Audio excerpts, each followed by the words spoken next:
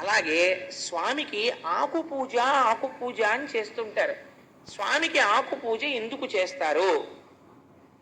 ఎవరైనా చెప్పండి చూస్తాను.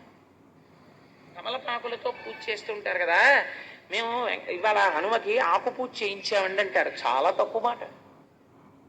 నేను ఒక పరమ పవిత్రమైన విషయాన్ని ప్రస్తావన చేస్తున్నాను తప్ప నేను ఎవరిని చిన్నబుచ్చాలని కానీ ఒకరి తప్పు ఎత్తి చూపించాలన్న ప్రయత్నము నేను చెయ్యడం లేదు. ఎవరైనా ఒకవేళ నాకన్నా తెలియని వాడు ఇక్కడ సభలో ఉంటే వాడు హనుమ యొక్క అనుగ్రహంగా కొంచెం దిద్దుకోవడం కోసం ప్రస్తావన చేస్తున్నాను తప్ప నేను ఎవరిని శాసించి చెప్పడానికి ఎవరి తప్పెత్తడానికి నేను ప్రయత్నము చేయడము లేదు. ఎందుకంటే నాకన్నా తక్కువ వాడు ఈ సభలో ఎవరూ లేరు, అందరికన్నా తక్కువ నేనే కనుక. మరి మేమెందుకు వింటున్నామంటే అది మీ ప్రాజ్ఞత కనుక. ఏమీ తెలియని వాళ్ళ వినడం మీ వినయం, ఏమీ తెలియకపోయినా చెప్పడం నా ధూర్తతనం. మరి ఎందుకు ఆకు పూజ చేయించానని అనకు, ఎందుకు అనకూడదో తెలుసా అండి? అన్నిటికన్నా చాలా గొప్ప విషయం ఏమిటో తెలుసా? మీ ఇంటికి ఎవరైనా పెద్దలు వస్తే ఆయనకి టిఫిన్ ఇట్టామండి, ఆయనకి కాఫీ పెట్టామండి కాదు. మీ ఇంటికి పెద్దలు వస్తే నువ్వు చెయ్యవలసిన నియమము ఒకటి ఉన్నది. ఒక పండు పెట్టి ఇవ్వరాదు, ఒకటి కన్నా ఎక్కువ పెట్టి ఏకజాతి ఫలములను అనగా రెండు అరటి పళ్ళు, రెండు బత్తాయి పళ్ళు, రెండు దానిమ్మ పళ్ళు అలాంటివి పెట్టి ఒకటి కన్నా ఎక్కువ ఆకులతో తాంబూలము పెట్టి ఒకటి కన్నా ఎక్కువతో వక్కలు పెట్టి వారికి తాంబూలం ఇస్తే మర్యాద. మర్యాదకంతటికి పెద్ద మర్యాద ఏమిటో తెలుసా అండి? తాంబూలం ఇవ్వడం. మా ఎవరింటికో ఎవరో వెళ్ళారనుకోండి, వాళ్ళకి కాఫీ ఇచ్చి పంపించారనుకోండి, మీరు పంపిస్తే ఇంతకన్నా నువ్వు గౌరవమును పొందడానికి అర్హత లేనివాడివి అని వారు చెప్పినట్టు. వారు నీకు తాంబూలం ఇచ్చి పంపించారనుకోండి, రెండు అరటిపళ్ళు పెట్టి తామలపాకులు వక్కలు ఇచ్చి నిన్ను పంపించారనుకోండి, వారికి నీ మనస్సులో వారి యందు నీకు గౌరవం ఉన్నది అని గుర్తు. ఆకు పూజ ఎందుకు చేస్తారో తెలుసా అండి? ఈ రహస్యాన్ని మహాభారతంలో విరాట పర్వంలో చెప్పారు. బృహన్నలా రూపంలో అర్జునుడు వచ్చాడు విరాట పర్వంలో కొలువుకి. వస్తే విరాట్ రాజు గారు అర్జునుడిని చూసి ఆశ్చర్యపోయారు. ఏమయ్యా, నిన్ను చూస్తే ఇలా ఉన్నావు, ఇంత తేజస్సుతో, నువ్వు బృహన్నలవా, పేడివాడివా అని అడిగారు. అడిగితే ఆ రోజున విరాట పర్వం ఎప్పుడైనా చెప్పినప్పుడు చెప్తాను, అందులో ఉండేటటువంటి గమ్మత్తులు. ఆయన మహానుభావుడు అన్నారు, అవునయ్యా, కన్యాజనులకు నృత్తము గరపంగా నాకు నేర్పు కలదు, తద్వృత్తమునకు నన్నేలుము అన్నారు. నేను కన్యామునులకు వృత్తం నేర్పుతానయ్యా, నాకు నాట్యం నేర్పుతాను, ఆ పదవి నాకు ఇప్పించవయ్యా చాలన్నారు. విరాట్ రాజు గారు అన్నాడు, నువ్వు అంతకన్నా చాలా గొప్పవాళ్ళ కనపడుతున్నావయ్యా, శౌర్యం తేజస్సు ఎక్కడికి పోతుందండి? శాతనఖగ్రఖండిత లసన్మజ కుంజర కుంభముక్త ముక్తాతత శైల అంటారు తిక్కన గారు. అటువంటి మహాపరాక్రమవంతుడైనటువంటి అర్జునుడు పేడివాడిగా నాట్యం నేర్పుకోవడమా? నిన్ను చూస్తే నాకు అలా కనపట్టలేదో, నువ్వు చాలా ఉత్కృష్టమైన తేజస్సుతో ఉన్నావు, అందుకని ఉండు, నీకు తాంబూలం ఇస్తాను అన్నాడు. అని తనని పిలిచి, అమ్మా, ఈ మహానుభావుడికి తాంబూలం ఇచ్చి నమస్కరించు అన్నాడు. ఎందుకో తెలుసా అండి తాంబూలం ఇవ్వడం? నీ ఎందు ఏదో నేను అర్థం చేసుకోలేని గొప్ప తేజస్సు ఉంది. ఆ తేజస్సును నేను నిర్వచనము చేయలేకపోవచ్చు, కానీ నువ్వు తేజోమూర్తి, ఇటువంటి వాడివి నా ఇంటికి వచ్చావు, నువ్వు రావడం చేత నేను ధన్యతని పొందానని నేను అనుకుంటున్నానని నువ్వు చెప్పడం, వారి యొక్క ఉత్కృష్టతని అంగీకరించడం, వారికి తాంబూలం ఇచ్చి పంపడం. అందుకే పూర్వం ఒక నియమం ఉండేది, ఇంట్లో ఎప్పుడు తాంబూలాలు ఉంచుకునేవారు, కమలపాకులు పళ్ళు ఉంచుకునేవారు. ఉంచుకుని ఆ పళ్ళు నువ్వు తినేగా మిగిలిన పళ్ళు అవ్వకూడదు, ఆ తలం వేరే ఉంచుకోవాలి. ఎందుకంటే పెద్దలకి నువ్వు తినేసిన పళ్ళల్లో మిగిలిన పళ్ళు ఇస్తే ఉచ్ఛిష్టం అయిపోతుంది. నువ్వు ఆ తలం అలా పెట్టి ఉంచేవారు. ఏమో నీకు తెలిసిరాడు ఊరక రారు మహాత్ములు వారధముల ఇండ్ల కడకు వచ్చుటలెల్లన్ కారణము మంగళములకు నీవొచ్చుట శుభము మాకు నిజము మహాత్మా. ఏ రోజున ఏ రూపంలో ఒక మహాభక్తుడు నీ ఇంటికి వస్తాడో తెలియదు. ఆయన నీ ఇంటికొచ్చి పుచ్చుకున్నదే నిన్ను ఉద్ధరించేస్తుంది. నిన్ను ఉద్ధరించడానికి పరమాత్మ పంపిస్తాడు. ఎందుకో తెలుసా అండి?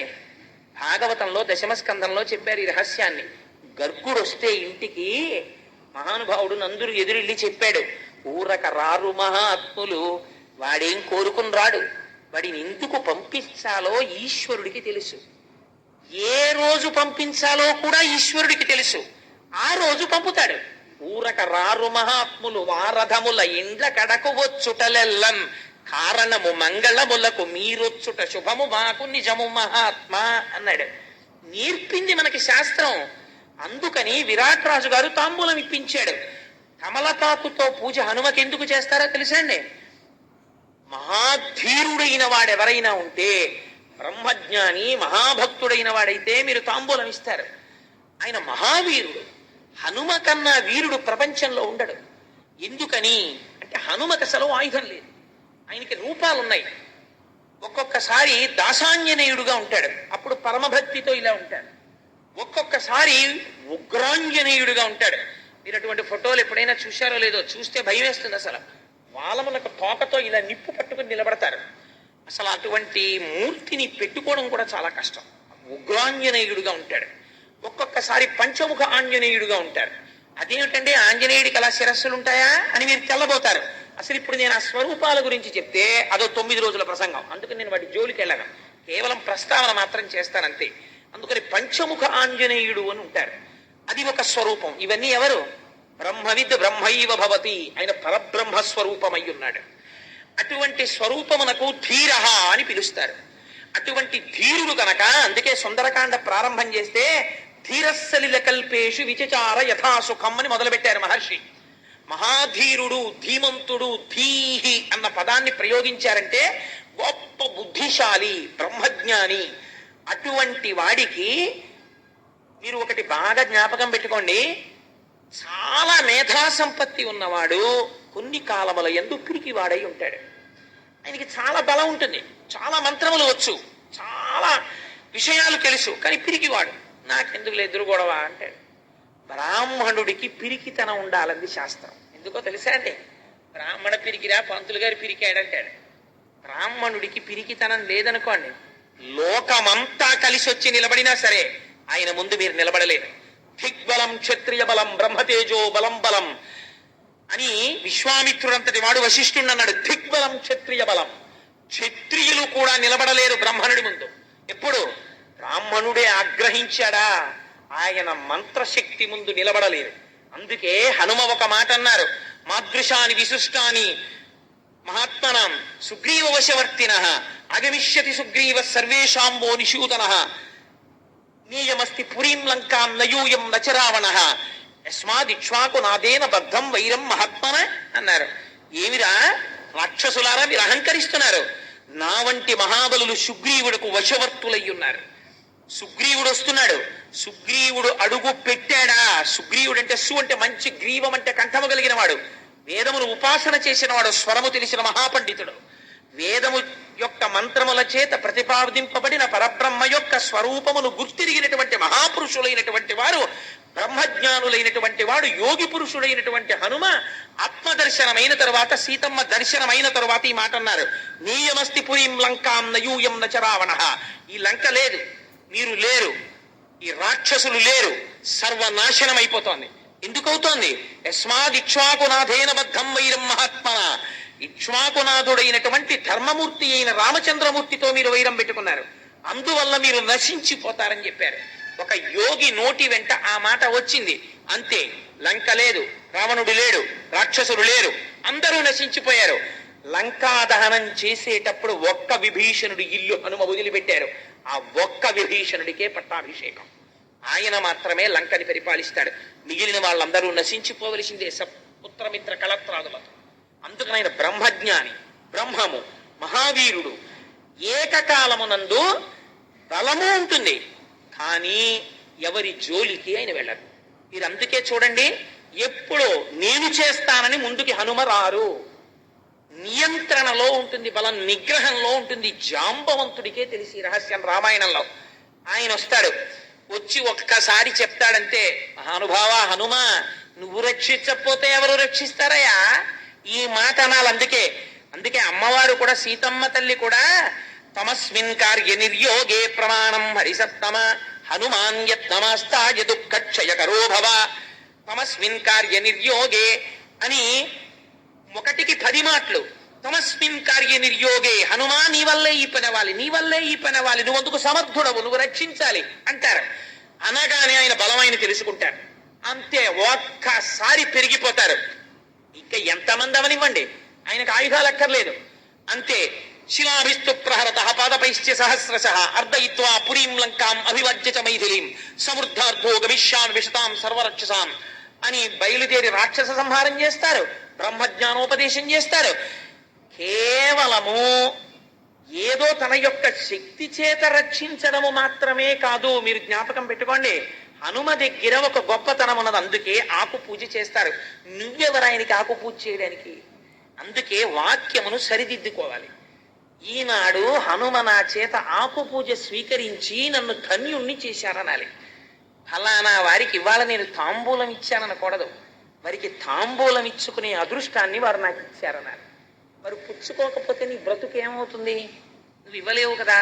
వారు పుచ్చుకున్నారు, వారు పుచ్చుకోవడం నీ జన్మకు అదృష్టం. అయ్యా ఇవాళ నైమిత్తిక తిథి మేము స్వీకరించామన్నారు అనుకోండి, వారు నువ్వేమిస్తావు? నువ్వు ఇవ్వలేవు. వారు అనుగ్రహం ప్రసరించిందనుకో, నిన్ను ఉద్ధరించాలని వారు అనుకున్నారనుకో, నువ్వు ఇచ్చిన తాంబూలం వారు స్వీకరించారు. స్వీకరించి ఇవాళ వారు ఆశీర్వచనం చేశారనుకో, అది నీ యందు నిలబడిపోతుంది. అందుచేత హనుమ కేవలము శరీర బలంతో రక్షించడమే అని మీరు అనుకుంటున్నారేమో. హనుమ కాలాతీతుడై రక్షణ చేస్తారు. మీకు ఒక ఉదాహరణ చెప్తాను. సముద్రమునకు సేతువుని బంధిస్తున్నారు. ఆ సేతు నిర్మాణం జరుగుతోంది. ఏవో చెట్లు తెస్తున్నారు, రాళ్ళు తెస్తున్నారు, కొండలు తెస్తున్నారు, అన్నీ తెస్తున్నారు. హనుమ ఏ కొండ దగ్గరికి, ఏ రాయి దగ్గరికి వెళ్ళి దాన్ని కదిపితే అది పులకరించిపోయేది. అమ్మాయి చాలు, హనుమ వచ్చి నన్ను ముట్టుకున్నారని. ఇప్పుడు ఏమైంది? ఒక బ్రహ్మజ్ఞాని యొక్క స్పర్శ తగిలింది. రాతిలో ఉన్నటువంటి రాతితనం పోతుంది. అది గమ్మత్తు. పోయి ఒక్కొక్క నాడు ఒక్కొక్క వస్తువు గమ్మత్తుగా పనికొస్తుంది. అందుకే మీకు రాతిని ఉపాసన ఎక్కడ చేస్తారో తెలుసండి? చిక్కితే తీసుకొచ్చి గుళ్ళో పెడతారు. సాలగ్రామం అయితే అభిషేకం చేస్తారు. రెండూ కాకపోయినా రాతిని రాతిగా పూజ చేసేది 2 సార్లే. ఒకటి ఉపనయనంలో చేస్తారు, 2 వివాహంలో చేస్తారు. ఎప్పుడు చేశారండి అని మీకు అనుమానం రావచ్చు. సన్నికల్లు తొక్కింది అంటారు. రాయి దగ్గరికి తీసుకెళ్లి కొత్త కోడల్ని తొక్కమంటారు. ఒకసారి శంకరాచార్యులు వారు దెప్పి పొడిచారు సౌందర్యలహరిలో. మా గొప్పవాళ్ళు ఏవయా పరమశివుడు ఇంత సౌందర్యవతి మా అమ్మని వివాహం చేసుకుని తీసుకెళ్లి సన్నికల్లు తొక్కించాడా? మా అమ్మ కాలు నొప్పెట్టదు, గొప్పవాడేలే, భలేవాడికి ఇచ్చాం మా అమ్మని తీసుకెళ్ళని. అంటే ఆయన భక్తి అటువంటిది. అందుకని ఆడపిల్లని తీసుకెళ్లి సన్నికల్లు తొక్కించారంటారు మంత్రంతో. ఎందుకు తొక్కిస్తారో తెలుసా అండి? ఇప్పుడు మనకి ఎందుకు తొక్కించారో మనకి తెలియదు, ఎందుకు తొక్కామో మనకి తెలియదు, తొక్కించిన వాడికి ఎందుకు తొక్కించాడో తెలియకపోతే ఇంకా అంతకన్నా అదృష్టం ఇంకోట్లేదు. ఎందుకు తొక్కిస్తారంటే రాయి తొక్కినా కదలకుండా అచలమై ఎలా ఉంటుందో, నువ్వు అత్తవారింటికి వెళ్ళినప్పుడు మొట్టమొదట అన్నీ కొత్త పరిచయాలి. అందుకని ఏమొస్తుందంటే ప్రిజడీస్ అంటే నీ అంత నువ్వు నిర్ణయం తీసుకోగలిగిన స్థితి పైకి ప్రచోదనం అవుతుంది. ఎవరో ఒక ఆయన వస్తాడు, ఏ మరిది గారో, వదిన్ని చూసి సంతోషం, ఏదో ఒక బుక్కును జోక్ వేసేస్తాడు. వదిన పట్ల అలా జోక్ వేయకూడదని అతనికి తెలియదు. కానీ నువ్వు వెంటనే ఒక నిర్ణయానికి వచ్చేసావు అనుకో, రాత్రి ఆయనకి పాలపోంగు. ఆయన దగ్గరికి వెళ్ళి మీ తమ్ముడు ఎలా అన్నాడో తెలుసా, నా మనసు చిన్నబుచ్చుకుంది అన్నావు అనుకో, అన్నదమ్ముల అనుబంధం అది జీవితాంతం ఉండవలసిన అనుబంధం. నువ్వు గబుక్కుని అన్న మాటకి అంత తోడ పుట్టిన వాడి మీద కూడా చిన్న తేడా స్వభావం వచ్చేస్తుంది. ఆయన్ని కన్న తండ్రి గారి మీద నువ్వు ఒక్క మాట గబుక్కునంటే ఆయనకి తండ్రితో విరోధం వస్తుంది. మీ అమ్మగారు పీక్కు తినేస్తోంది, మీకే ఆఫీస్కి వెడతారు అనో మాట అంటే తల్లి పట్ల వికర్షణ వస్తుంది. అలా తొందరపడి నువ్వు నిర్ణయాలు తీసుకుని మాట మాట్లాడి ఆ ఇంట్లో పుట్టిన పిల్లవాడిని, ఆ కుటుంబాన్ని 2గా 3గా భాగిస్తావేమో. నువ్వు ఉండడం వల్ల, నువ్వు వెళ్ళడం వల్ల ఇంకా ఆ ఇంట్లో అన్నదమ్ములు కలుసుకోని పరిస్థితి వస్తుందేమో. అందుకే శాస్త్రమునందు మర్యాదతో ప్రవర్తించాలి. అలా చేయి కుసుమా. రాయి ఎంత కఠినముగా తొక్కినా కదలక లేకుండా ఉంటుందో అలా తొందరపడి నిర్ణయాలు రాకుండా నీ మనస్సు అంత జాగ్రత్తగా ఉండుగాక. ఎందుకని? కోడలే ఆ ఇంటి వైభవాన్ని నిర్ణయిస్తుంది అని మంత్రము చేత మనస్సుకి ఆ శక్తినివ్వడానికి సన్నికల్లు తొక్కిస్తారు. అంత దీర్ఘాయుష్యు రావాలని ఉపనయనంలో గురువు శిష్యుడితో తొక్కిస్తాడు. అటువంటి రాతికి పూజ లేదు. ఆ రాయి మీద ఎప్పుడో ఒక మహానుభావుడు కూర్చుంటే దాని జన్మ ధన్యం అవుతుంది, మళ్ళీ ఆవుగానో పక్షిగానో పుడుతుంది, అది అప్పటి వరకు కదలిక ఉండదు. అటువంటి రాయి ఒక మహానుభావుడు వచ్చి పట్టుకున్నాడు అనుకోండి, ఎంత పులకరించిపోతుంది, అమ్మయ్య నా జన్మ ధన్యమైపోయింది. ఆయన పట్టుకోవడం కాదు, నన్ను తీసుకెడుతున్నాడు. ఎక్కడికి తీసుకెడుతున్నాడు? రామకార్యంలోకి. ఇప్పుడు ఎక్కడ పడేస్తాడు? సముద్రంలో పడేస్తాడు. ఇప్పుడు ఎవరు తొక్కుతారు? రామకార్యం మీద వెళ్లే వానరులందరూ తొక్కుతారు. ఎంత పుణ్యం, ఎంత పుణ్యం అని హనుమ చేత్తో ముట్టుకుంటే చాలని పర్వతాలు రాళ్ళు ఉత్సాహపడిపోయేవిట. ఒక పర్వతాన్ని హనుమ కదిలించారు, ఎత్తి పట్టుకున్నారు, సగం దూరం తీసుకొచ్చారు. దాన్ని తీసుకురాకని రాముడు చెప్పినట్టయింది. అక్కడ పెట్టేసి వెళ్ళిపోయారు. వెళ్ళిపోతుంటే పర్వతం ఏడ్చి కదలలేదు. హనుమా హనుమా అని పిలిచి ఏడ్చింది. ఏమి ఏడుస్తున్నావు అన్నారు స్వామి. అంటే అన్ని పర్వతాలు తీసుకెళ్లి సముద్రంలో పడేసావు, రామకార్యంలో వినియోగం అయ్యాయి. నేను ఎంత అల్పుడనో, ఎంత పాపభూయిష్టమైన శరీరమో. నిజంగా వాళ్ళు ఎవరో, నేను రామాయణం చెప్పే రోజుల్లో పాట పాడుతుండేవారు, నాకు చాలా గమ్మత్తుగా ఉండేది. ఏదో రాతినైనా కాకపోతిని రామపాదము సోకగా, ఏదో ఆఖరికి సాకలినైనా కాకపోతిని ఆ రాముణ్ణి కనీసం నింద చేసైనా సరే రామనామము చెప్పగా, పక్షులు పశువులు రాముడి గురించి చెప్తుంటే మనిషినై ఉండి కూడా రామనామము చెప్పకపోతిని అని బాధపడుతూ వాళ్ళు పాట పాడుతుండేవారు. చాలా గమ్మత్తుగా ఉండేది నాకు ఆ పాట వింటుంటే. అలా ఒక పర్వతం నేను పడలేకపోయాను సముద్రంలో అని ఏడుస్తోంది. చూస్తే హనుమ వెనక్కి వచ్చారు. ఎందుకు ఏడుస్తున్నావు అని అడిగారు. అడిగితే నన్ను సగం దూరం తీసుకొచ్చి వదిలేశారు, నన్ను తీసుకెళ్ళలేదు అంటే నాకు రామాజ్ఞ కింద వినపడింది ఆ పర్వతాన్ని త్యాకు అని. అందుకని ఏడవకునే కనుక్కొస్తాను, నన్ను ఎందుకు తేవద్దన్నారో స్వామి అని రామచంద్రమూర్తి వెళ్ళి నాకేమిటో మీ ఆజ్ఞలా వినపడింది, ఆ పర్వతాన్ని మధ్యలో వదిలేశాను, యథార్థం అనకు మీ ఆజ్ఞ ఉన్నదా తీసుకురావద్దు అని అడిగారు. అడిగితే స్వామి అన్నారు, అవును, ఆ పర్వతమునకు ఒక మహోత్కృష్టమైన స్థితి ఉంది. కేవలము ఈ పుణ్యం కాదు, ఇంతకన్నా గొప్ప పుణ్యంతో నాకు బిరుదునామాన్ని ఇచ్చేటటువంటి స్థితికి ఆ కొండ ఒక రోజున వస్తుంది. ఎప్పుడో తెలుసా? వచ్చే అవతారంలో నేను కృష్ణమూర్తిగా వస్తాను. ఆ కొండని 7 రోజులు నా చితికిని వీలి మీద ఎత్తి పట్టుకుంటాను. అప్పుడు నన్ను గోవిందుడని పిలుస్తారు. ఆనాడు ఆ పర్వతానికి నేను పూజ చేయిస్తాను. ఇదిగో ఈ పర్వతానికి పూజ చెయ్యండి అని చేయిస్తాను. అందుకని ఆ పర్వతం చాలా పుణ్యమైంది, దాన్ని కేవలం సముద్రంలోనైనా పడేయడం హనుమా, అందుకని తేవద్దన్నాను. నువ్వు పట్టుకోవడం వల్ల ఇప్పుడు ఆ పర్వతానికి మరింత పుణ్యం వచ్చేసింది. ఎవరు చెప్పుకున్నా గోవిందా గోవిందా గోవిందా అని ఆ రోజున గోవర్ధన పర్వతాన్ని స్వామి పైకెత్తాడని చెప్పుకుంటారు. అంత గొప్పతనం ఆ పర్వతానికి వచ్చిందన్నారు. హనుమ ముట్టుకుంటే, హనుమ స్పృశిస్తే, హనుమతో మాట్లాడితే చాలు ఉద్ధరింపబడ్డాయి. మీరు అందుకే రామాయణాన్ని ఆ కోణంలో పరిశీలన చెయ్యాలి. అందుకే మీరు చూడండి, హనుమతో సంఘం ఉందనుకోండి, మీకు సుగ్రీవుడు హనుమని నమ్ముకున్నాడు. ఒక్కొక్కసారి హనుమ ఎలా మాట్లాడేవారో తెలుసా? సుగ్రీవుడిని తలకాయ తీసేసుకోవాలి సుగ్రీవుడు.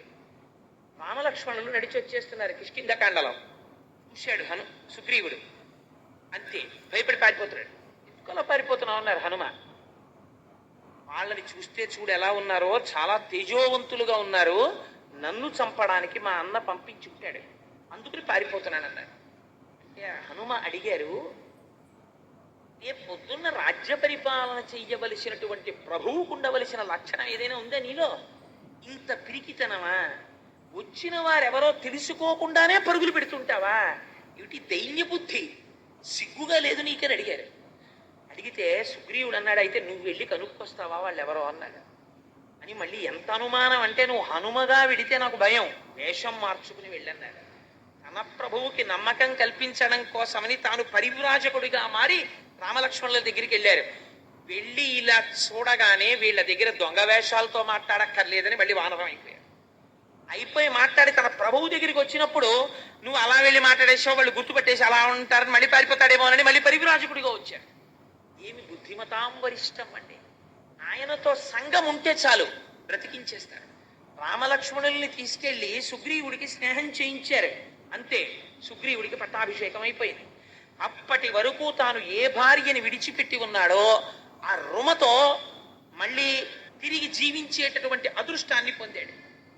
పోయిన పట్టాభిషేకం మళ్ళీ తిరిగి కలిగింది, రాజ్యం వచ్చింది, అధికారం వచ్చింది, పోగొట్టుకున్న భార్యని తిరిగి పొందాడు. ఎవరి వల్ల? ఒక్క హనుమ పక్కన సచివుడిగా ఉండడం వల్ల అంగదుడితో కలిసి దక్షిణ దిక్కుకి వెళ్ళారు. విడితే అంగదుడు అనరాని మాటలన్నీ అన్నాడు సుగ్రీవుణ్ణి. నాకేం యవరాజ్య పట్టాభిషేకం కావాలని చేశాడు అనుకుంటున్నావా? అంత ప్రీతి నా మీద ఏం లేదు. మా నాన్నని చంపేశాడు, నేనంటే చాలా కోపం. రాముడు నాకు యవరాజ్య పట్టాభిషేకం చెయ్యమన్నాడు కాబట్టి చేశాడు. ఎప్పుడు అవకాశం దొరుకుతుందా చంపేద్దామని చూస్తున్నాడు. ఇప్పుడు నెల రోజులు టైం అయిపోయింది కదా, వెనక్కి ఎడితే నన్ను చంపేస్తాడు. మా పిన తండ్రి సంగతి నీకేం తెలుసు, నేను రాను ప్రాయోపవేశం చేస్తానన్నాడు. నిజంగా మాట్లాడడం అంటే ఏమిటో మీరు హనుమ దగ్గర తెలుసుకోవాలి. ఆయన అన్నారు, ఏమిటో విర్రడివి ప్రాయోపవేశం చేస్తానంటే వీళ్ళందరూ నీ వెనకాల వస్తున్నారని ప్రాయోపవేశం చేస్తానంటున్నావు. వీళ్ళందరూ నీతో ప్రాయోపవేశం చెయ్యరు. వీళ్ళకి 3 రోజులో 4 రోజులో అయిపోయిన తర్వాత మళ్ళీ భార్య బిడ్డలు గుర్తొస్తారు. చంపితే చంపేళ్ళావా, అక్కడికి పోయి వాళ్ళని ఒకసారి మొహం చూపించి అక్కడే చచ్చిపోతాం, ఎందుకు వాళ్ళకు ఉన్నామో లేమో తెలియకుండా ఇక్కడ పడుండి ఎందుకు వచ్చిన జీవితం అని వెళ్ళిపోతారు. అప్పుడు ఒక్కడే మిగిలిపోతావు. చీమ చిటుక్కుమంటే భయం, రామలక్ష్మణులు బాణం వేసేశారేమో అని. ఈ పర్వత గుహని డొల్ల చేసేస్తాయి లక్ష్మణ బాణాలు. నువ్వు ఎక్కడ దాక్కున్నా విడిచిపెట్టడు. నువ్వు శరణాగతి చేశావా వదిలిపెట్టేస్తాడు. అందుకని రామలక్ష్మణుల యొక్క బాణముల తాకి నుంచి తప్పుకుందామని అనుకోకు అంగదా. వెనక్కి రా, కార్యం మీద బయలుదేరు, నా మాట విను, సముద్ర లంఘనం చేద్దాం బయలుదేరమని తీసుకెళ్లారు. హనుమతో సంబంధం, హనుమ మాటలు, హనుమ స్తోత్రం మిమ్మల్ని ఉద్ధరించేస్తాయి. మీకు ఇవాళ ఇంత పరమ పవిత్రమైనటువంటి రోజు కాబట్టి మీకు ఒక యథార్థమైన విషయం జ్ఞప్తి చేస్తాను. ఇది పరాశర సంహితాంతర్గతం. ఎప్పుడైనా మీకు ఒంట్లో బాగుండలేదు, మీకు అంత పెద్ద అనారోగ్యం మీ ఒంట్లో ఉందన్న సంగతే మీకు తెలియదు అనుకోండి. అలా తెలియని పరిస్థితుల్లో అనుకోకుండా ఎప్పుడో హాస్పిటల్కి వెళ్తే డాక్టర్ గారు చూసి, అమ్మో మీలో చాలా తేడా ఉందండి, మీకు తెలియట్లేదు కానీ ఓసారి ఫలానా టెస్ట్ చేయించండి అని ఏదో టెస్ట్ చేసి, అయ్యా మీకు తెలియదు కానీ మీ జీవితంలో చాలా ప్రమాదకరమైన వ్యాధి లోపల పొంచి ఉన్నది అంటే, అలాంటప్పుడు ఏం చెయ్యాలి అని అడిగితే ఏం చెప్పారో తెలుసా పెద్దలు? అలాంటి వాళ్ళు మండలం రోజులు దీక్షగా హనుమ చుట్టూ వక్కలతో కాని పువ్వులతో కాని ప్రదక్షిణం చేసి, ఆ ప్రదక్షిణం చేసేటప్పుడు ఒక ప్రత్యేకమైనటువంటి మంత్రం ఉంది. ఆంజనేయం మహావీరం అని స్వామిని పిలవాలి. ప్రతి ప్రదక్షిణానికి కూడా ధ్వజస్తంభం దగ్గరకు కానీ రాజద్వారం దగ్గరికి కానీ వచ్చేటప్పటికి ఆగి స్వామి వైపుకి తిరిగి ఒక్కసారి స్వామిని ఆనామంతో పిలవాలి. ఆంజనేయం మహావీరం బ్రహ్మ విష్ణు శివాత్మకం. బ్రహ్మ విష్ణు శివుడు 3 మూర్తులుగా కనపడేటటువంటి ముగ్గురి యొక్క తేజస్సు ఒక్కటిగా కలిగినటువంటి పరబ్రహ్మస్వరూప బ్రహ్మ విష్ణు శివాత్మకం బాలార్క ప్రభం శాంతం. బాలసూర్యుడు ఎలా ఉంటాడో అటువంటి కాంతితో వెలిగిపోయేటటువంటి స్వరూపమున్నవాడా, పరమ శాంత స్వరూపమైనటువంటి వాడా, బాలార్క ప్రభం శాంతం రామదూతం నమామ్యహం. ఓ రామదూత నమస్కరించుచున్నాను అని ధ్వజస్తంభం దగ్గర కాని రాజద్వారం దగ్గర కాని నిలబడి నమస్కరిస్తూ 108 మాటలు తిరిగితే మండలం రోజులు ఎటువంటి అనారోగ్యమునకైనా సరే ఏదో ఒక మార్గము దొరికి వాడి ఆయుర్దాయము పొడిగింపబడుతుంది. అంత గొప్ప స్వరూపము హనుమ యొక్క స్వరూపమని పెద్దలు మనకి అటువంటి విధానమును ఏర్పాటు చేసి ఉన్నారు.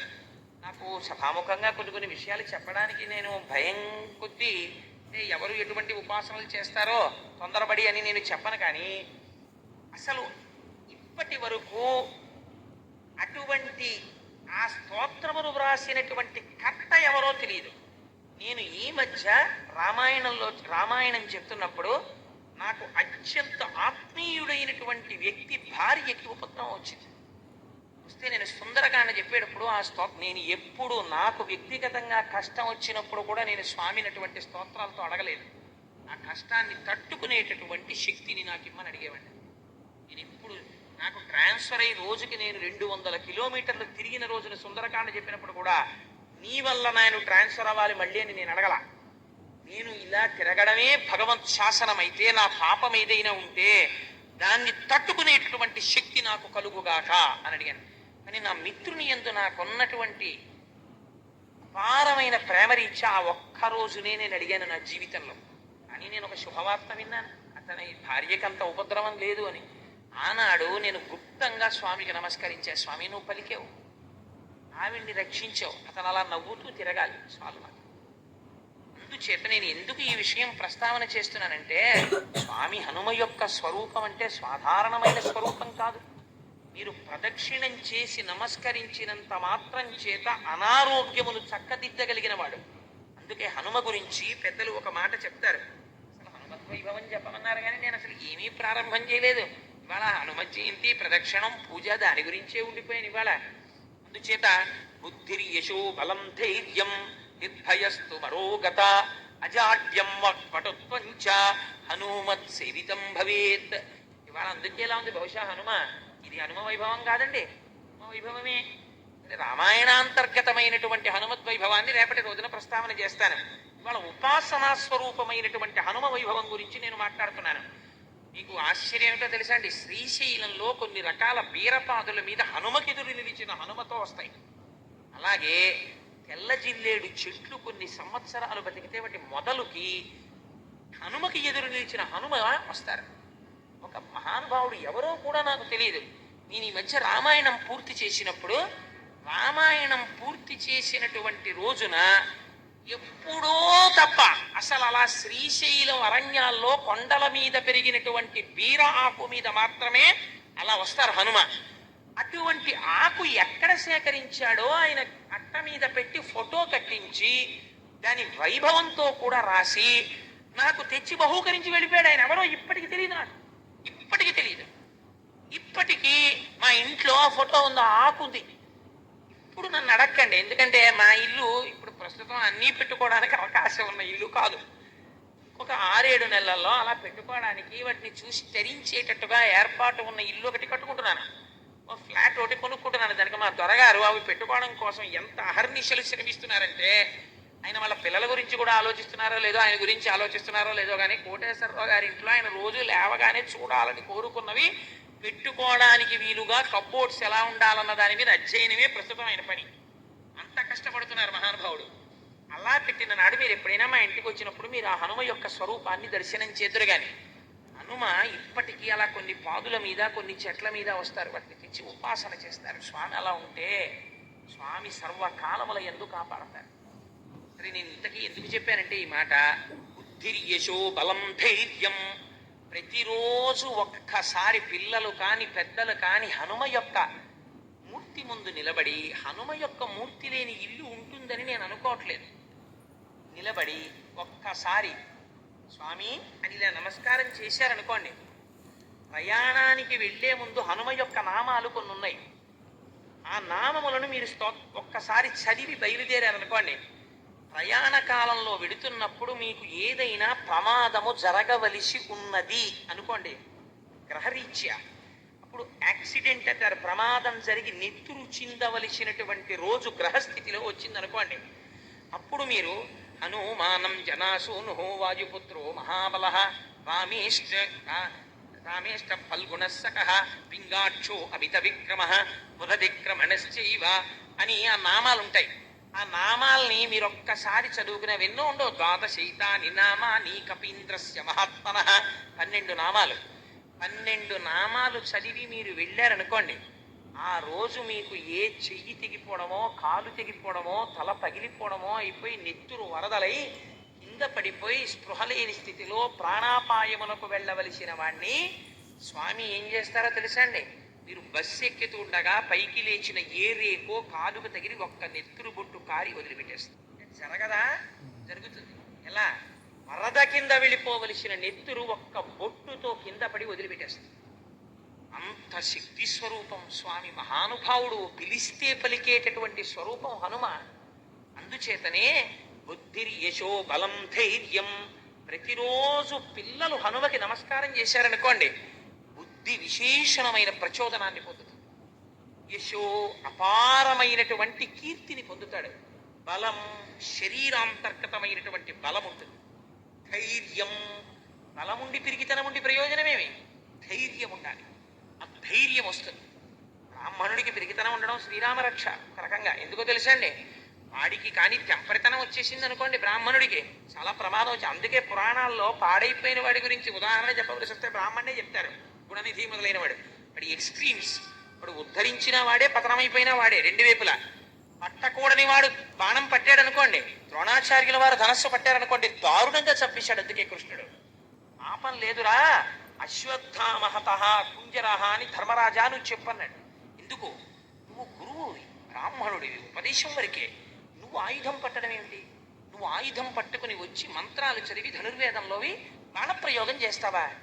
శిష్యుల్ని చంపేస్తావా? ఒక బ్రాహ్మణుడు చెయ్యకూడని పని చేశావు. అందుకని నీకింత దారుణమైన శిక్ష వెయ్యొచ్చు. అందుకని నీ కొడుకు చచ్చిపోయాడని చెప్పేటప్పటికీ నీలో బ్రాహ్మణ్యం పైకొచ్చింది. అయ్యో కొడుకు చచ్చిపోయాడా అని ధనస్సు వదిలేశావు. బ్రాహ్మణుడికి లోకమంతా తన సంతానమే. తన బిడ్డల్ని చూసినట్టు లోకాన్ని చూడాలి బ్రాహ్మణుడు. అలాంటిది నువ్వు ధనస్సు పడతావా? అందుకని ధర్మరాజా నువ్వు ఈ మాట చెప్పచ్చని చెప్పి చంపించారు కృష్ణ పరమాత్మ. అధర్మం కాదు, అధర్మము ద్రోణుని ఎందుంది. అందుకే బ్రాహ్మణుడికి సహజంగా పంతులు గారికి పిరిగితనం అని అంటారు. పంతులు గారు పిరికాడు కాకపోతే లోకానికి ఉపద్రవం వచ్చేస్తుంది. అందుకే పంతులు గారు పిరికితనంగా ఉండడం నీకు అదృష్టం. ఆయన ఏం ప్రయోగాలు చేయడు, ఆయన ఏం మంత్రశాస్త్రాన్ని తన రక్షణకు ఉపయోగించుకోడు, లోకమును రక్షించడానికి ఉపయోగిస్తాడు. అందుచేత ఎందుకు ఈ మాట చెప్పానంటే, బలం అంటే శరీరమునకు బలము ఈశ్వరార్చనకు కావాలి. అందుకని ఆ బలం ఇస్తాడు. బుద్ధిర్ యశో బలం ధైర్యం, ధైర్యాన్ని ఇస్తాడు ఆయన. బుద్ధిర్ యశో బలం ధైర్యం నిర్భయత్వమరోగత. అదేమిటండి, ధైర్యానికి నిర్భయత్వానికి తేడా ఉంటుందా అని మీకు అనుమానం రావచ్చు. ధైర్యము అన్న మాటకు అర్థం ఏమిటో తెలుసా అండి? ధైర్యం అంటే ఏదో ఏమన్నా అక్కడ 2 కార్లు గుద్దేసుకున్నాయంటే అమ్మో నాకు చాలా భయం అండి నేను చూడండి అంటే చూడగలిగేటట్టు చేసేయడం ధైర్యం అని కాదు దాని అర్థం. ధైర్యము అంటే కష్టము వచ్చినప్పుడు కూడా భగవంతుని యొక్క పాదములు విడిచిపెట్టకుండా గొప్ప పూనికతో ఈశ్వరుడి పాదములే పట్టి ఈ కష్టము నా కర్మ ఫలితముగా వచ్చే ఇంత చిన్న ఫలితముతో సరిపెట్టి నన్ను కృతకృత్యుణ్ణి చేసి రక్షించిన భగవంతుని పాదములు విడిచిపెట్టనన్న పూనిక నీయందు నిలబెట్టిన ఈశ్వర ప్రచోదనమునకు ధైర్యమని పేరు. నిర్భయత్వం ప్రతిదానికి భయపడిపోవడం, మానసిక రుగ్మత అది పోగొట్టడం నిర్భయత్వం. అరోగత ఎప్పుడు రోగం 2 రకాలు. ఉన్న రోగం ఒకటి, లేని రోగం ఆపాదించుకోవడం ఒకటి. ఎందుకని ఒక్కొక్కడు ఉంటాడు మీరు చూడండి, ఇనప ముక్తలా ఉంటాడు, కానీ నాకండి ఏమిటో అంటాడు. డాక్టర్ కూడా చెప్తాడు నీకేం లేదురా మహాప్రభో అంటాడు. వీడు మాత్రం తిరుగుతూనే ఉంటాడు. నేను చాలా మందిని చూశాను జీవితంలో, కొంతమంది స్నేహితుల్ని చూశాను. ఏమంటే అలా ఉన్నామంటే డాక్టర్ గారి దగ్గరికి వెళ్ళానండి. ఏ డాక్టర్ గారి దగ్గరికి? లోపలికి వెడితే 200, బయటకు వస్తే 200. డాక్టర్ గారి దగ్గరికి వెళ్ళానండి. ఆయనకి చూపించుకున్నాను, 1000 రూపాయలు టెస్టులు రాశారు, అన్నీ రాసి రాయలే ఉన్నావు, నీకేం జబ్బు ఏం లేదురా, నువ్వు ఇవాళ నుంచి భోజనం అనేసి ఇనపగుళ్ళు తిని జీర్ణమైపోతుంది అన్నాడండి. మరి ఏం ఉత్సాహంగా ఉండాలి కదా, అదే తెలియట్లేదు మాస్టారు, ఇక్కడ ఏదో చురుక్కుమంటుంది ఏం లేదంటాడు. ఏంటంటాడు? వాడికి ఏం లేదు, వాడికి చురుకు, వాడి మానసిక బాధ.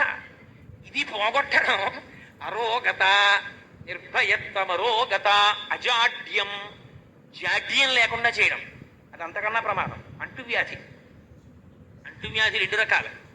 ఒకటి తనంత తానుగా వచ్చిన అంటువ్యాధి, రెండోది ఇంకోడికి అలా చేసేస్తాడు వాడు. ఒక్కొక్కడు ఉంటాడు, వాడి సాన్నిహిత్యంలోకి వాడి స్నేహంలోకి మీరు వెళ్ళారనుకోండి, మిమ్మల్ని పిరికివాడిని చేసేస్తాడు, మిమ్మల్ని నాస్తికుణ్ణి చేస్తాడు, మిమ్మల్ని పనికి మాలిన వాడిని చేస్తాడు. ఎందుకని వాడి ప్రసంగం యొక్క థాట్ ఎటువంటిది, వాడు మిమ్మల్ని ఉద్ధరించాడు, పతనము వైపుకి తీసుకెళ్ళిపోతాడు. ఇలాంటి దిక్కుమాలిన ఆలోచన మనస్సు ఎందు లేకుండా చేయడం అజాడ్యం. వాక్పటుత్వం చ. వాక్పటుత్వం అంటే సభలోకి వెళ్ళి గంటల గంటలు మాట్లాడటం కాదు. ఆ మాట ఆయన నోటి వెంట వచ్చిన మాట విన్న వాళ్ళ యొక్క జీవితములు చక్కదిద్దేటట్టుగా, వారికి ఉన్నటువంటి లోపములను దిద్ది వారిని మంచి మార్గము వైపుకి నడిపించేటటువంటి శక్తి వాక్కునకు ఆవాహన అయి వాక్కును అగ్నిగా మార్చి అజ్ఞాన దాటత్వము చేయగలిగినటువంటి జ్ఞానము వాక్కునందు ప్రచోదనము చేయగలిగినటువంటి శక్తి ఈశ్వరానుగ్రహముగా ఒకటి వాయువునందు నిక్షేపింపబడి వాక్కుగా మారితే వాక్పటుత్వంచ హనుమత్ సేవితం లభేత్. ఎవరు హనుమ యొక్క పాదములు పట్టి సేవిస్తున్నారో వారికి లభిస్తాయి. ఇంకింతకన్నా ఏం కావాలండి జీవితంలో? మాకు ఇవన్నీ కావాలండి అంటే హాయిగా ఏ వస్తువైనా 10 రూపాయలే అని అట్టముక్క మీద కనపడింది అనుకోండి, వీడికి అవసరం ఉన్నా లేకపోయినా లోపలికి వెళ్తాడు. ఎందుకని? ఏ వస్తువైనా 10 రూపాయలే. ఏమో 12 రూపాయలు ఉందేమో, రూపాయలది 10 రూపాయలు కొనుక్కుంటే వాడి జీవితమే ఉద్ధరింపబడిపోయినట్టు సంతోషిస్తాడు. ఇంతకీ పుట్టుకు నిరిగిపోతుంది. 10 రూపాయలదే కొనుక్కుంటే నా జన్మ ఎంత బాగుండో అనుకుంటాడు. ఋషులు నీకు అభయం ఇచ్చారు, ఇవన్నీ నీకు ఉంటాయిరా, నువ్వేం చేయక్కర్లేదు. స్వామి ఉన్నారన్న పూనికతో ఒక్క నమస్కారము చెయ్యి. ఆ పూనిక ప్రధానం. తులసీదాస్ గారు తెల్లవారుజామున చంద్రభాగా నదిలో స్నానం చేద్దామని చీకట్లో ప్రార్థన చేసుకుంటూ భజన పాడుకుంటూ వెళ్ళిపోతున్నారు. వెళ్ళిపోతుంటే పాపం 2 కళ్ళు లేనటువంటి అంధుడు ఒక ఆయన ఇంట్లో ఉండేవాడు. ఆయన ఇంట్లో వాళ్ళు, నీకు కళ్ళు లేవు, ఏ పనికి పనికిరావు, కానీ నీకు మాత్రం 3 పూట్ల పెడుతూ ఉండాలి, మేపుతూ ఉండాలని తిడుతుండేవారు. ఎందుకు ఈ జన్మ, ఆత్మహత్య చేసుకు చచ్చిపోదామని చెప్పి ఆయన బయలుదేరి చీకట్లో ఎవరూ చూడకుండా, మనకి తెల్లారకట్ట లేచి సంధ్యావందనం చేయాలంటే తెల్లారకట్ట బాగా నిద్రపడుతుంది. 4 గంటల నుంచే బాగా నిద్రపడుతుంది చాలా మందికి. చూడండి, 3 వరకు నిద్రపట్టదండి, 3కి నిద్రపడుతుంది, పాలవాడు వచ్చేస్తామని బాధపడతాడు వాడు. ఎందుకంటే మరి పాలవాడి రూపంలో వచ్చి వీడిని లేపాడు అనుకోడు. అప్పుడు పడుకుంటేనే బాగా నిద్రపడుతుంది వాడికి. సో నేను ఎందుకు చెప్పానంటే ఈ మాట, ఇంతకీ తెల్లవారుజామున చంద్రభాగా నది ఒడ్డున పాపం తిరుగుతూ స్నానం చేద్దామనుకున్నటువంటి ఆ తులసీదాస్ గారు అనుకోకుండా ఆత్మహత్య చేసుకుందామని చెప్పి వచ్చిస్తున్నటువంటి వ్యక్తిని గుద్దేశారు. ఆయన పడిపోయాడు. పడిపోతే తులసీదాస్ గారు చూసి ఆయన్ని పైకి లేపి అన్నారు, నాయనా నేనంటే ఏదో భజన స్తోత్రం పాడుకుంటూ చూడలేదు, నువ్వైనా చూడలేదా నాయనా, చూడవయ్యా అన్నారు. అనేటప్పటికీ ఆయన కళ్ళు వచ్చేసాయి. మహానుభావ మీరు చూడండి అనేటప్పటికీ కళ్ళు వచ్చాయి. ఆయన పాదాల మీద పడి నమస్కారం చేశారు. నదిని దాటి రాత్రులందు శత్రువులు వస్తారేమో అని పహరా కాస్తున్నారు సైన్యం. వాళ్ళు చూశారు. చూసి గబగబా వెళ్ళి పాదుషాకి చెప్పారు, ఏమి అద్భుతం, తెల్లవారుజామున తులసీదాసు గారు చంద్రభాగా నది ఒడ్డును తిరుగుతూ అక్కడ కనపడినటువంటి ఒక అంధుణ్ణి గుద్దేసి చూడమంటే కళ్ళు వచ్చాయన్నారు. వెంటనే పాదుషా అన్నాడు, తులసీదాస్ గారిని సభకి తీసుకురండి అన్నాడు. తీసుకొచ్చారు. తీసుకొస్తే తులసీదాస్ నువ్వేవో కొన్ని గారడీలు చేస్తావుట కదా, చెయ్యి అన్నాడు. అంటే తులసీదాస్ గారు అన్నారు, నాకు గారడీలు చెయ్యడం అలవాట్లేదు, నేను గారడీ చేసేవాడిని కాను. అంటే ఆయన అన్నాడు, నువ్వు తెల్లవారకట్ట ఎవరో కళ్ళు లేని వాడిని చూడు అంటే కళ్ళు వచ్చేయట కదా, అలాంటివి కొన్ని ప్రదర్శించి ఇప్పుడు అన్నారు. నేను ప్రదర్శించడం ఏమిటి? అనుకోకుండా నా నోటి వెంట వచ్చినటువంటి మాట అబద్ధం కాకూడదని సత్యం చేసిన వాడు భగవానుడు. అందులో నేనివ్వలేదు, ఈశ్వరుడు ఇచ్చాడు. ఎందుకు ఇచ్చాడు? వీడు చూడు అన్నాక కూడా వాడు చూడలేకపోతే వీడు అన్న మాట వ్యర్థమైపోతుందని నా మాట నిజం చెయ్యడానికి ఈశ్వరుడు అనుగ్రహించాడు. అది మరిచిపోయి నన్ను గారడీ చేయమంటాయండి. అలా చేసేవాడిని నేను కాను. అలా నేను ఏదో వేళంబరానికి అవి ఇవి చెయ్యను. అది ఆనాడు నా నోటి వెంట అప్రయత్నంగా వచ్చింది. ఆయనకి కళ్ళు లేవన్న విషయం కూడా నాకు తెలియకుండా వచ్చింది. కానీ వీడి నోటి వెంట వచ్చిన మాట అబద్ధం కాకూడదని స్వామి చేశాడు. అంతేగాని అస్తమానం నేను అలా చేస్తానే, అది తప్పు, నేను చేయనన్నాడు. నేను చెప్పినా చేయవా అన్నాడు. నువ్వు రాముడి కన్నా గొప్ప, నేను చేయనన్నాడు. అంటే నేను చెప్పినా వినటం లేదు కనుక కొరడాలతో కొట్టండి. అహంకారం అనేటప్పటికీ చుట్టూ ఉన్నటువంటి ఆ సైన్యం వచ్చారు, కొరడాలు పట్టుకుని తులసీదాస్ గారిని కొట్టడం కోసమని కొరడాలు పైకెత్తారు. అప్పుడు తులసీదాస్ గారు హనుమాన్ చాలీసా చేశారు. మహానుభావుడు స్వామి హనుమ మీరున్నారు, నన్ను రక్షించి తీరుతారని మనస్సులో హనుమని ఉపాసన చేస్తూ తులసీదాస్ గారు చాలీసా చేశారు. చాలీసా చెయ్యగానే పరమ సత్యం ఏమిటో తెలుసా అండి? పాదుషా కోట నిండా ఎక్కడ చూసినా కోటలే, గోడల మీద కోతులు, గవాక్షంలో కోటలు, కిటికీల మీద కోతులు, ఎక్కడ చూసినా కోతులు, పెద్ద పెద్ద బంగారు నేత్రములు మెరిసిపోతూ మహోగ్రంగా నిలబడ్డాయి. ప్రతి సైనికుడి చేతిలో కొరడాని ఆయుధాలని కోతులు పట్టేసుకున్నాయి. ఆఖరికి కొడదామని వచ్చిన వాళ్ళ చేతుల్లో కొరడాలు కూడా లాగేశాయి. ఆయన పరవశించిపోతూ చాలీసా చదివేస్తున్నారు. అప్పుడు పాదుషా మొఘలాయి సామ్రాజ్యంలో డెనాసిటీలో ఎప్పుడూ జరగలేదు. తను కూర్చున్నటువంటి సింహాసనాన్ని విడిచిపెట్టి పారిపోయాడు లోపలికి. పారిపోయి నాకు ఇవాళ తెలిసింది హనుమ యొక్క వైభవం అంటే ఏమిటో. తులసీదాస్ గారికి పట్టుబట్టలు ఇచ్చి విడిచిపెట్టండి, పూజ చేసి అన్నాడు. ఎక్కడ నుంచి వచ్చాయో కోతులు అలాగే వెళ్ళిపోయాయి. ఆనాటి నుంచి ఈనాటి వరకు మా స్వామి హనుమ యొక్క రక్షకత్వం అంతే. మీరు ఉపాసన చేసి మనసు పెట్టి ఆయన ఉన్నారు అని మీరు ప్రార్థన చెయ్యాలంతే. మిమ్మల్ని రక్షించి తీరుతారు, ఆ విషయంలో మీకు సందేహం లేదు. సత్యం సత్యం పునఃసత్యం. అంతటి మహానుభావుడైన హనుమ ఆయనకి పూజ కోరుకోరు. ఎత్ర ఎత్ర రఘునాథ కీర్తనం తత్ర తత్ర కృతమస్తాకాంజలిం. ఎక్కడ రామచంద్రమూర్తి యొక్క స్తోత్రం జరుగుతుందో అక్కడకొచ్చి తల ఒగ్గి కన్నులు కాని వెంట నీరు కారుస్తూ నమస్కరిస్తూ పొంగిపోయి ఆయన కూడా భజన చేస్తారట. ఇవాళ పరమపావనమైనటువంటి రోజు హనుమ జయంతి కనుక మా స్వామి సంతోషపడిపోయేటట్టు మనందరం కలిసి హనుమ గురించి రామచంద్ర ప్రభువు గురించి ఒక్క 5 శ్లోకాలు, మీకు తెలియనివి కావు కొత్తవి కావు, నేను చెప్తాను మీరు చెప్పండి. మన జన్మ ధన్యం చేసుకుని ప్రసాదం స్వీకరించి బయలుదేరుదాం. రేపటి రోజున రామాయణాంతర్గత హనుమద్వైభవము అన్న విషయం గురించి మాట్లాడతాను. మీరు ఆ రోజు వేసిన ప్రశ్న ఒక రోజు ఉపన్యాసం అంతటినీ తీసేసుకోండి. అయినా మంచి మాటలే మాట్లాడాం కదా, మీకు తృప్తి అని నేను అనుకుంటున్నాను. కూర్చోండి హాయిగానే. అందరూ చెప్పండమ్మా ఈ 5 శ్లోకాలు. గోష్పదీకృతవారాసిం మశకీకృత రాక్షసం. స్వామికి వినపడాలి, సంతోషించాలి, నా బిడ్డలు ఎంత ఆనందంగా చెప్తున్నారని. మశకీకృత రాక్షసం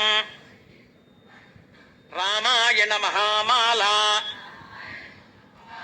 రత్నం వందే అనిలాత్మజం అంజనానందనం వీరం జానకీ శోకనాశనం కపీశమక్షహంతారం వందే లంకా భయంకరం మనోజవం మరుతతుల్య వేగం జితేంద్రియం బుద్ధిమతాం వరిష్టం వాతాత్మజం వనరయూధ ముఖ్యం శ్రీరామదూతం శిరసా నమామి ఆపదామపహర్తారం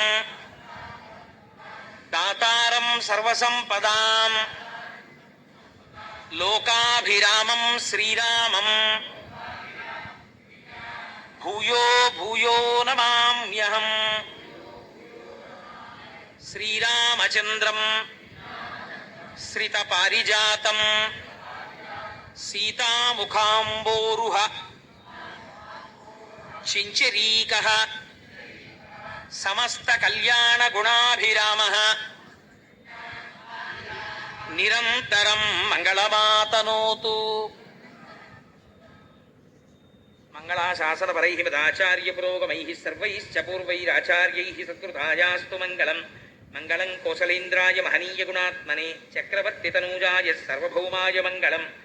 ఉమాకాంతాయ కాంతాయ కామితార్థప్రదాయినే శ్రీగిరీశాయ దేవాయ మలినాథాయ మంగళం.